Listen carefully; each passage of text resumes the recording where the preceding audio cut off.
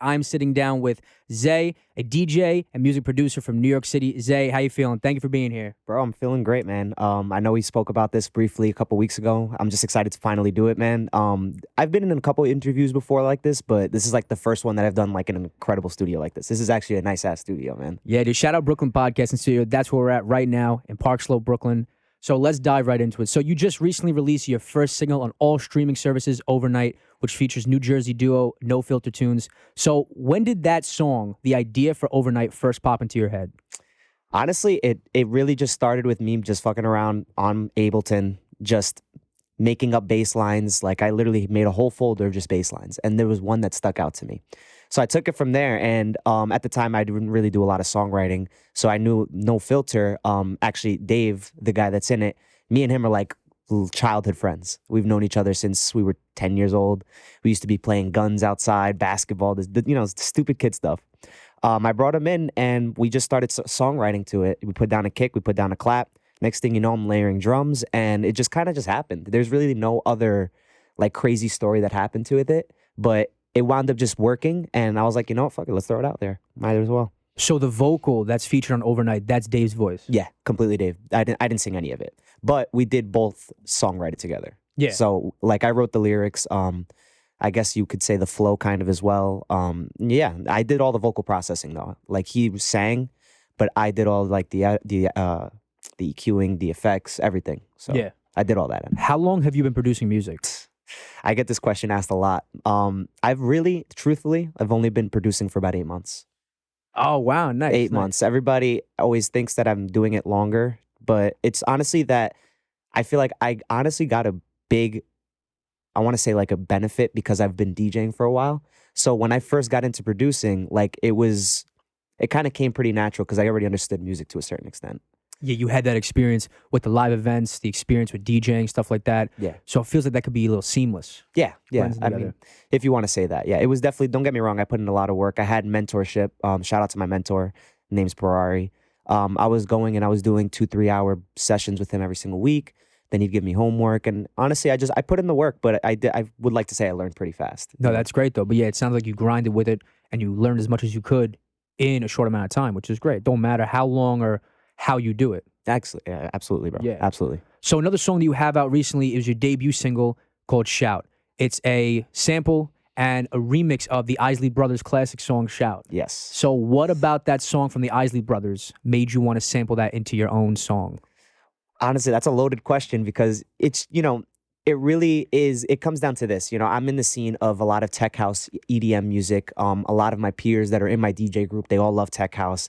And there's been a thing going around where you're just taking old songs and you're sampling them into new house music. And I wanted to hop on the trend. And I saw that nobody had done this song. I'm like, this song is fucking great. Everybody knows this It's a classic. It's a classic. So I was like, why not give it a shot? So I went in there. I took the straight up acapella, took it from YouTube, whatever, doesn't matter. And then I just started creating just around it. I put down the kick, same way I did with Overnight. I wrote a little lead to it. And next thing you know, it just happened. Like, it took me, I would say, about 4 months to completely finish. Mixed and mastered it myself. And then it was the first one that I put out on SoundCloud. Yeah. I couldn't put that one out on Spotify, though, because of copyright. Oh, because of the sample? Yeah. They wouldn't have let me. Did you try and go through the process of clearing the sample? Is that in the works right now? With that one, to be honest, no. Because it was my first one. I just wanted to get it out there. I'm a big believer in quantity over quality sometimes. I mean, I love, everybody wants to make the perfect song. But especially when you're first coming out, you just need to be in people's heads. I think that's something that people don't really understand. Yeah. So we're both music producers. What is more important, the kick or the snare? I think it depends on the genre. Because if you think about like reggaeton, that's a big Spanish one. The kick is everything. The kick, the low end of your song is everything. Same thing goes with tech house or like house music. But then if you're doing something, even like rap also is the low end. Honestly, I would have to say the kick. I would have to say the kick too. I Yeah. feel like if your kick is banging, it's pulsing through everything, that can maybe make more of an impact. For sure. Than if the snare is a little weak. You need both, but if I had to pick one, do or die, I feel like I would have to go with kick. Yeah, I would say the same thing. Just because, just from playing in so many different venues as well as a DJ, the first thing people feel is the bass. Yeah, you're right. The first thing that people feel is the bass because of subwoofers. You have the place treated in a way that it amplifies the bass. And that's the first thing that people notice when they hear a song. Yeah. Ask anybody, you know? For me personally, the bass hits me first.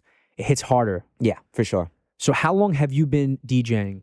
I've been DJing since, I would say, like 6 years now. Oh, wow. Yeah, I've been DJing for a while. That was my first introduction to music.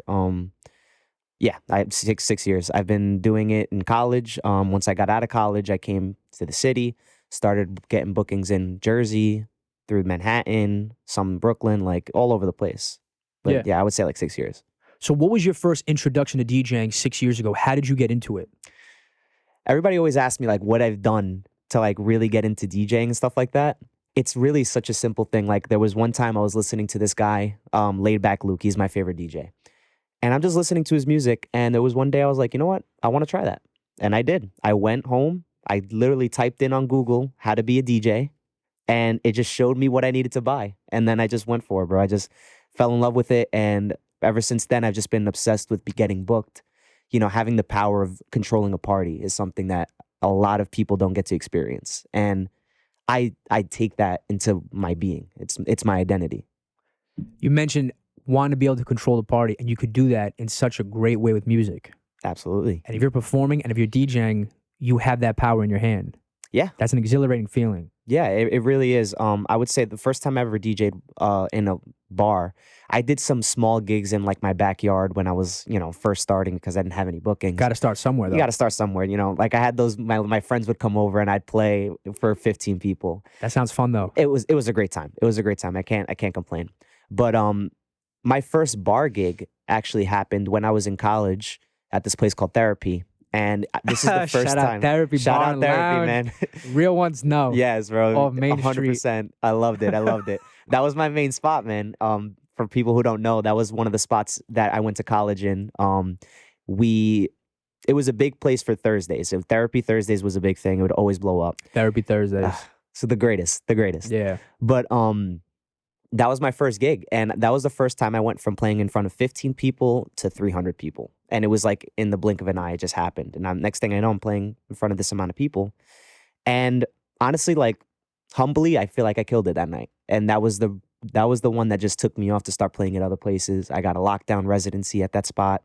And next thing you know, I was doing every Thursday there. Yeah. So it was fun. It was a great time. I take my college days straight to heart. So back in Oneonta, that was the college we went to. So Yeah. that was a performance that led to your first residency. You were at Therapy basically every Thursday night. Yeah. And then it led into Saturdays. And then I was doing Thursday, Friday, Saturday. And then it closed down, as you know. Yeah. So I moved It went through a over. lot of different iterations. It did. It had a lot of starts and conclusions, that place. Yeah. Flashback Fridays. Remember Oh, that? yeah, Flashback God. Fridays. And before that, I remember my freshman year was called Gallagher's. Gallagher's, bro. I wasn't there for I didn't that, even get but- to see it at all. It was there when I first started my freshman year, it was there, I believe. Then it closed down real quick.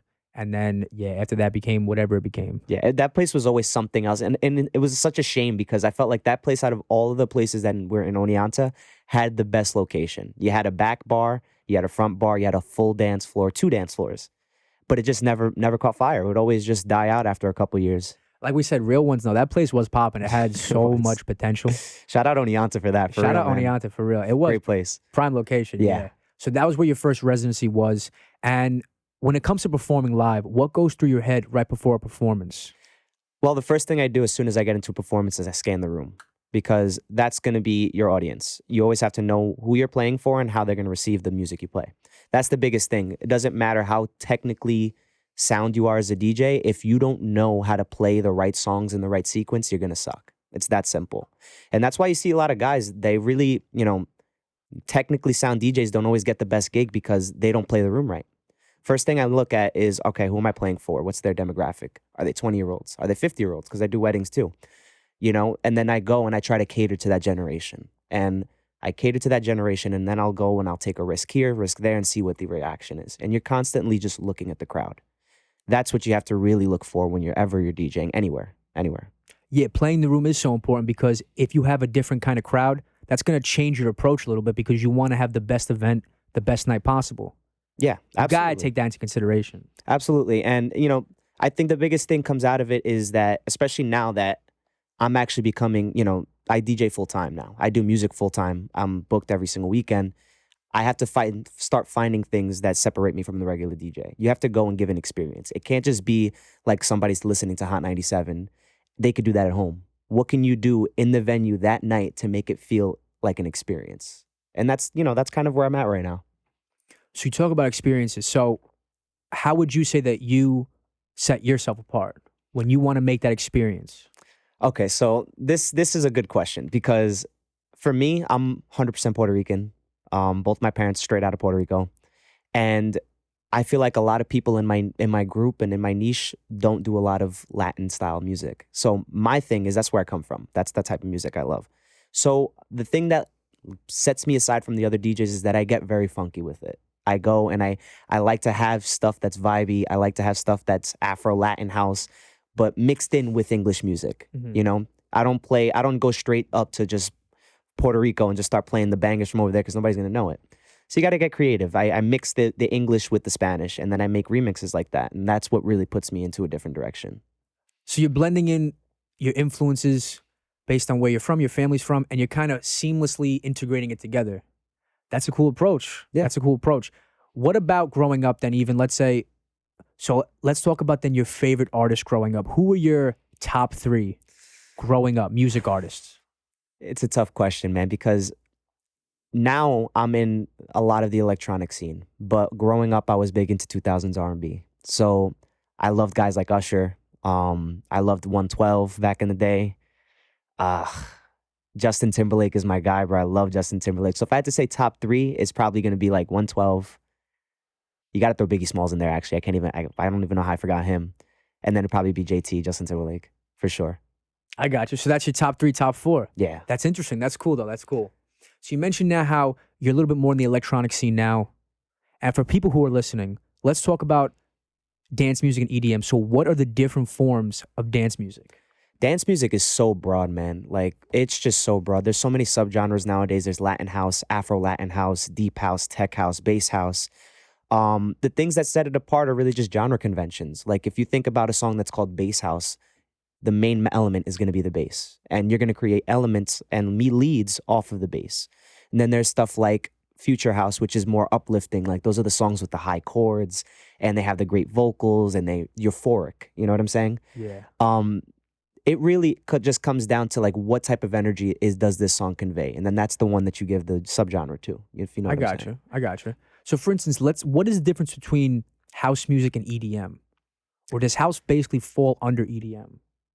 I would say house falls under EDM, but you could also like argue that house also falls under funk because that's where it came from. Motown. Motown is the heart and soul of what house music became. Yeah. You think of guys like off the top of my head. Think of guys like Kool and the Gang or Casey and the Sunshine Band, even Barry White, like those guys, Earth, Wind, and Fire. That's where house music came from. Yeah. Those are the roots. Yeah. So it's subjective. So you mentioned your top 3 music artists, your biggest influences growing up.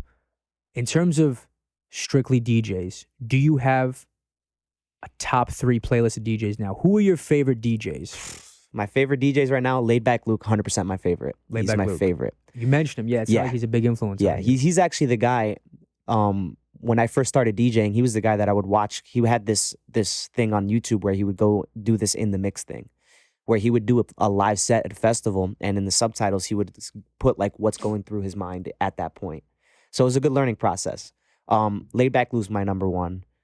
James Hype right now because he's killing it. James Hype is great. And then I'd have to say Steve Aoki. Have to. You can't go wrong without Steve Aoki. Yeah. Were you a fan of dubstep? Yes. Yeah. Not a huge one, but I did like Zomboy. I loved, obviously, Skrillex was middle school Skrillex. Yeah, like, Skrillex was big for me. Can't deny him.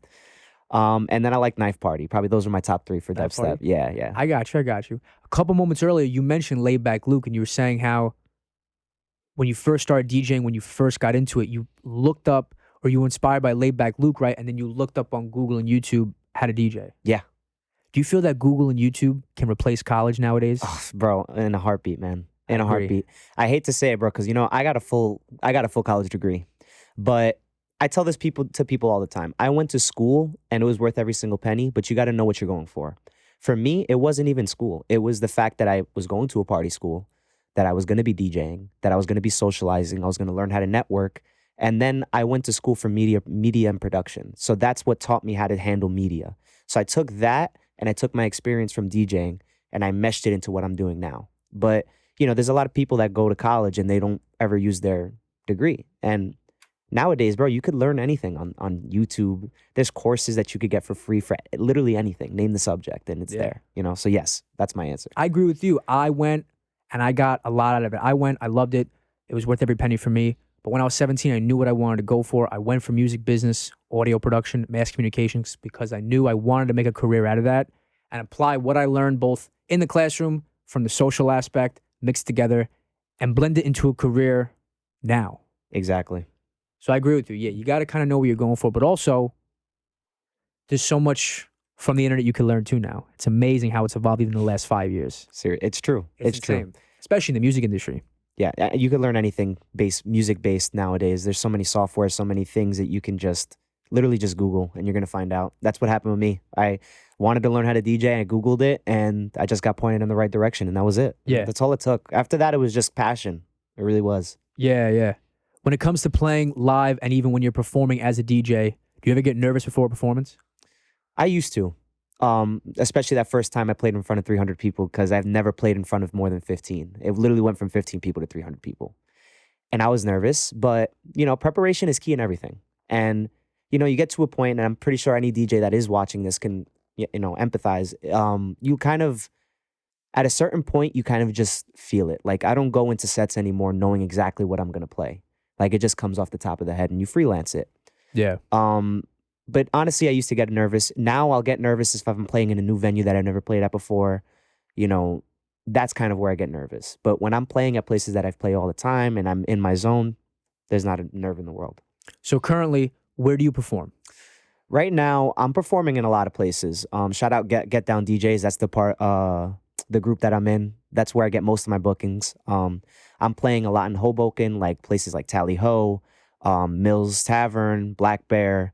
I'm playing at McSwiggin's, Jersey City. I'm playing at 626 tonight, which is a great LGBTQ bar/club, doing Latin night there. I played in the city, 13 Step, Hair of the Dog. I played Blue Midtown, the DL Rooftop. Shit, I mean, I'm in a bunch of places right now, which is a great thing to have. I can't complain. Yeah. So it sounds like you perform a lot in New Jersey and New York City. Do you perform also in other parts of the tri-state area? Right now, those are my main. I'm looking to do this festival with one of my close friends. I don't want to give out the name because I don't know what he's planning to do, but he's having a festival out in Philly. I might be a part of that. I also have a silent disco thing that I'm doing, which is, I think, somewhere in PA. I forget exactly where it is, but so yeah, I'm venturing out, and that's kind of where my my production is gonna try to get me out. It's gonna get me out of the tri-state area. Yeah. So besides when you're at the venue about to walk on stage, a couple days prior, how do you get prepared for a performance? Truth be told, man, and this is me not trying, I'm not trying to be bashful whatsoever. It's just the gigs come so often that you barely even ever have time to truly prepare. So you have to learn how to kind of just get on there and make it happen. I don't really do much during the week for a gig, especially if it's somewhere that I played before. Like, it really is just making sure that you have all your music ready and make sure that once you get into the room, you're in the zone. Like I said, you're reading the crowd. Those are the things that you do that really get you to separate yourself. I mean, preparation you could always do.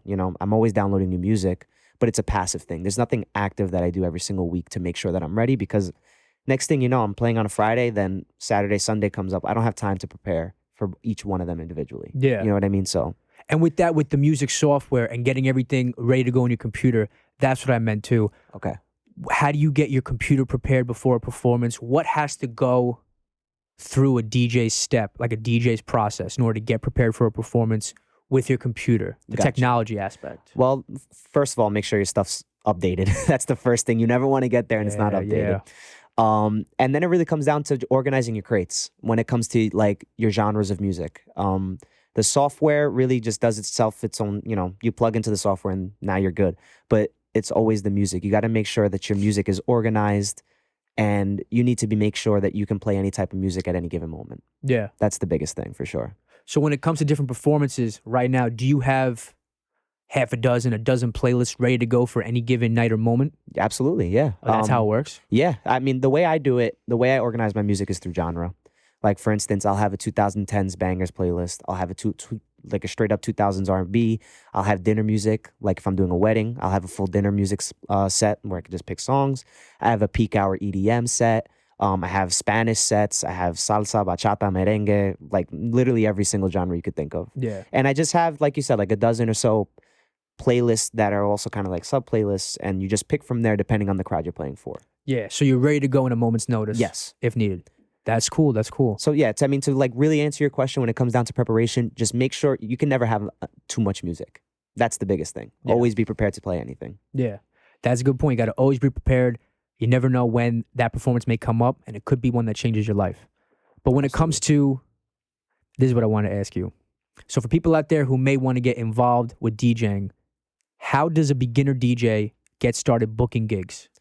Booking gigs, first of all, there's steps when it comes to becoming a DJ. You need to be a bedroom DJ first. You need to learn the basics. And people are always like obsessed with the software or the hardware. It doesn't matter. Get yourself a $200 controller. They're cheap as hell.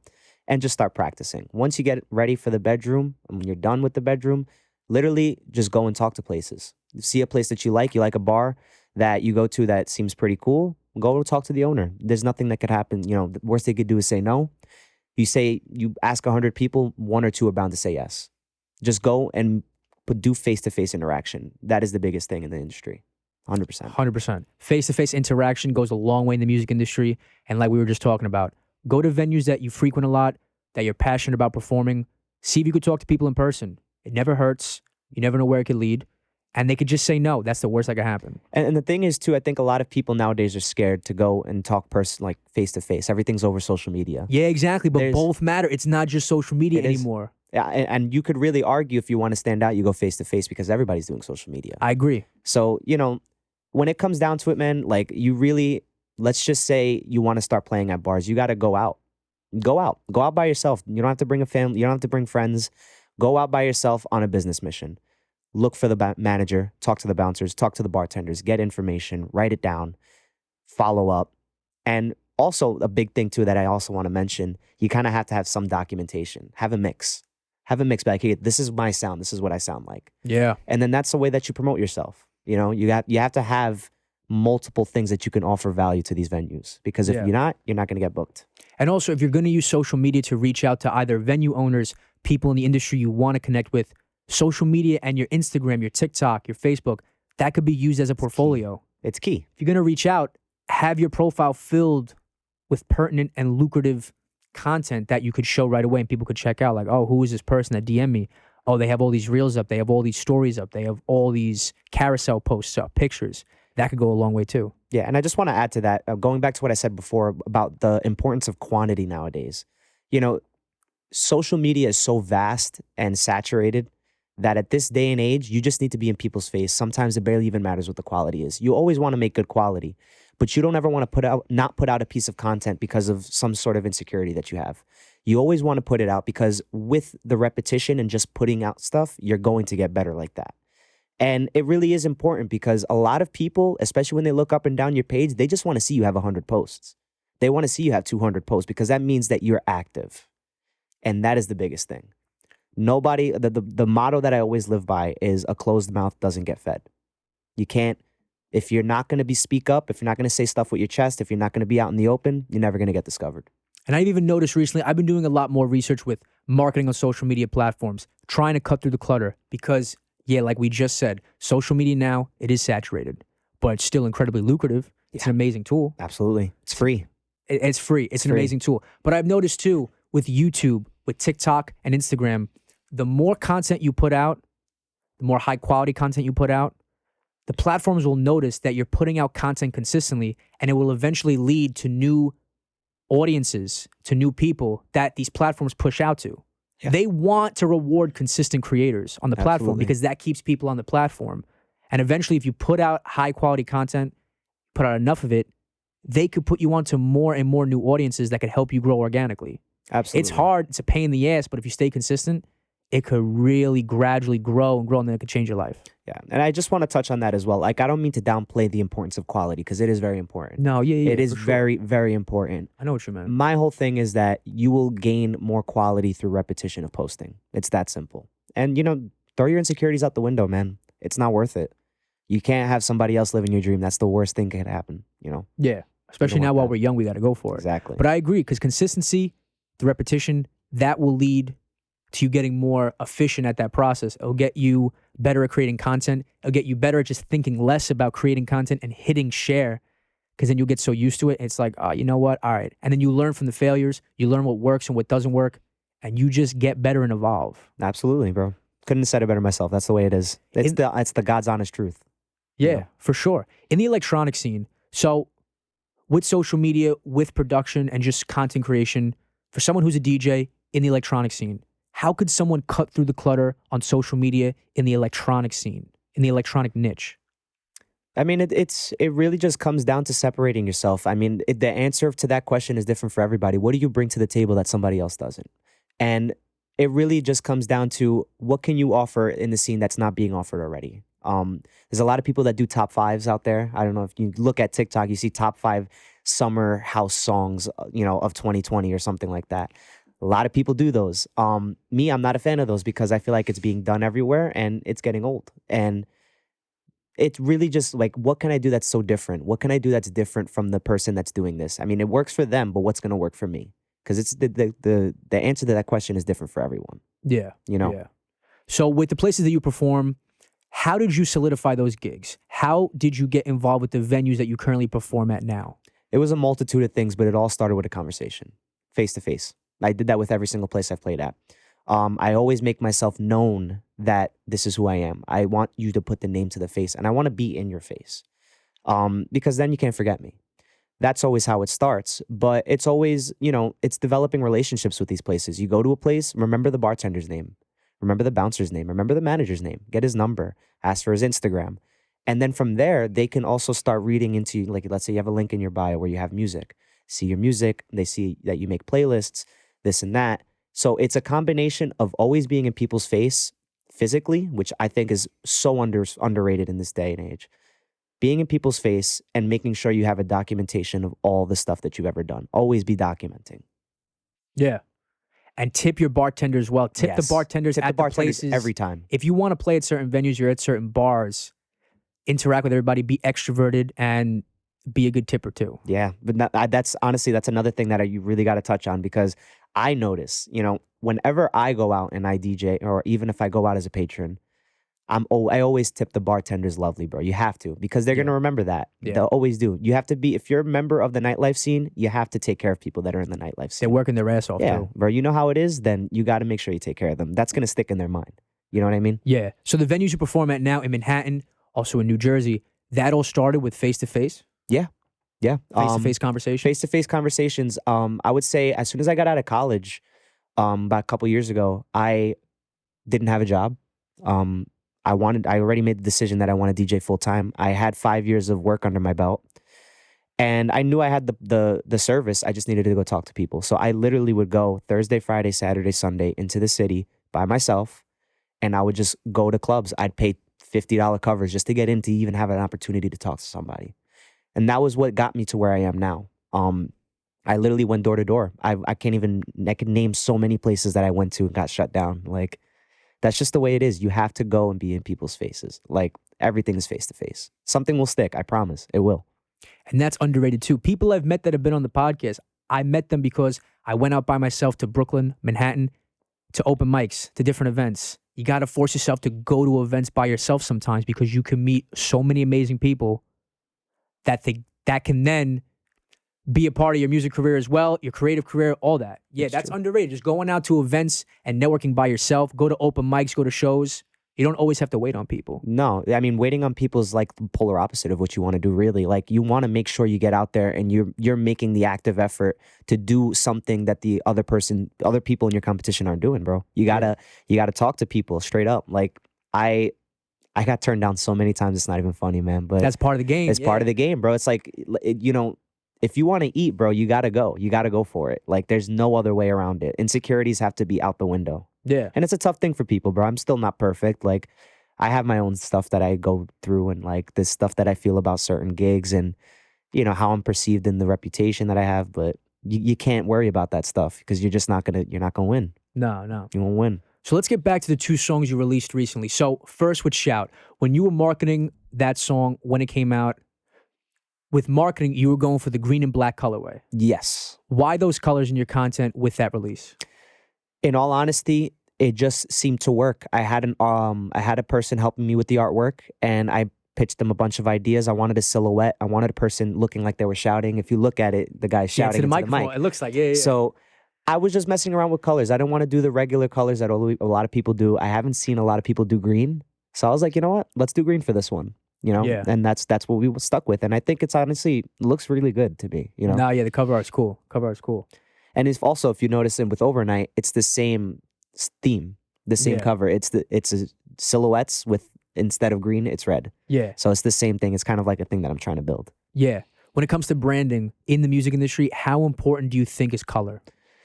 Color is important. Colors you choose. The colors are super important because it's going to be associated with the energy you're trying to convey. Like, especially with EDM, you want things, if you're making a song that's very euphoric and it's highlighted and it's very uplifting, you want to have bright colors because that's associated with the energy. If you're making something a little deeper, you want to have deeper colors, like a red, like Overnight. Overnight's a really super, I don't even know what the word is for it. It's very monotone. It's very bass heavy, so I wanted to go with something lighter. Shout is a little different. He's shouting. He's a little more euphoric, so I went with green. Yeah. So when you guys were creating Overnight, Dave was the vocalist on that. Were you guys in the room together throughout the creation of that song, or were you going back and forth via, let's say, Zoom, social media? No, we were in the room for every single session. Yeah. So it like I said, it started off with me making the core of the song, like the lead, the bass line. I brought it to him, and he came to me, and we were in the studio together, and we just literally started writing down things, and we went through trial and error, and it took, I would say, maybe 4 or 5 sessions, and we had a full vocal, and we just went from there, man. I just processed it, and it was done. Yeah. It was good. With your career in the music industry, with what you're pursuing now, what is the end goal? What do you want to accomplish in the next 5 years? I've had this question asked so many times from just my peers, and I think it's important, to be honest. I don't have an end goal. I'm reaching for the endless. There shouldn't be an end goal, bro. This is a lifestyle. This is something that you should always be striving for the next step, because those guys are the ones that are winning in this game. But if we had to talk about 5 years, bro, I would love, first of all, play at some festivals. That's something on my bucket list. Any festival, even if it's opening. I want to play at some festivals. I want to have a hit song, at least 1 or 2.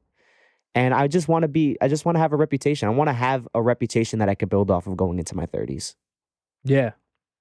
That sounds great. The rest of the year, do you have new music coming out? Yes. I have these 2 that just came out, Shout and Overnight, and I already have 2 that are already done on retainer. On retainer? On retainer. I'm not going to say the release dates yet. They'll come around, but expect one before the summer's over. I'll say that. And then another one right before at least New Year's. So I got you. Any more exclusive info you could share with us? Maybe possible titles, producers, or collaborators? Right now, no filter. Those are my guys. Those are my big guys. I am doing some ghost production with some people. I don't want to give out the names just yet because I gotta get the approval. But I'm diving into a lot of hip hop as well, man. I'm doing some ghost production and ghost writing for hip hop, along with the EDM that I'm doing. And I'm doing Spanish music. I'm doing reggaeton. I'm doing Latin house. So a lot of stuff that's going to be happening soon. So I'm excited for it. Now that sounds really exciting. Yeah. So where can we find you live? Where are you performing live? What venues are you playing at upcoming that we can find you? August, I am at Tally Ho in Hoboken 3 times. I'm there the 4th, the 18th, and the 20th. I'm at 626 tonight. I'm at, off the top of my head, I can't even remember. I got Birch for a Sunday brunch. I also do brunches, by the way. I do not always just night gigs. I do day gigs, everything you could think of. So I would say Tally Ho, Birch, Black Bear, Mills are probably going to be my main 4 this coming August. Yeah. That's where you got the main 4 for the upcoming part of the summer. Yes. Yeah. I got you. For August. September, we're still, it's still in the works, but. I got you. Zay, what else do you want to share with the audience about your career, about anything? To be honest, man, I just want to give people something to be happy about, man. Like I love music and I want to share my passion with the world as respectfully and humbly as I can. I want to do big things and I plan to. I have no plan B. This is my plan A and I'm sticking with it. Exactly. That's how I feel. I've said that so many times to other people, family members. Why have a plan B? There is no need for a plan B. Just have a plan A. It's like, bro, I have such a strong opinion. why are you gonna doubt? I have such a strong opinion about it too. This got me. Bro, like, I have such a strong opinion about people saying plan B, man. Like, bro, a plan B almost guarantees you that being your plan A. If you have something to fall back on, then you're almost like always going to fall back on it and you will never succeed. You will never succeed. You can't, there's no safety net in this world, bro. There's no safety net. You have to go after what you want, and it has to be the only thing you're focused on. Because if you have a plan B in your back pocket, you're always going to be leaning on that, and you're not going to give 100%. I 100% agree. You can't give yourself an option. You got to have laser beam focus. Just go for it. Especially while you're young, you have nothing to lose. I've said this numerous times. Especially now, just go for it. There's no need for a plan B. Safety nets are where dreams go to die, man. I'm telling you. Yeah, the stability is where the dreams go to die. Why let that enter into your life? It's the way it is. It's true. It's so true. That's literally what my focal point is right now, man. I feel that. I feel that 100%. So, Zay, where can we find you on social media? Let the audience know all of your social media platform and handles, everything. Got you. So, on Instagram, Zay the DJ _, TikTok, Zay the DJ _. I got Twitter, Zay the DJ _. I'm on SoundCloud. Just type in Zay. Spotify, Apple Music, Google Music.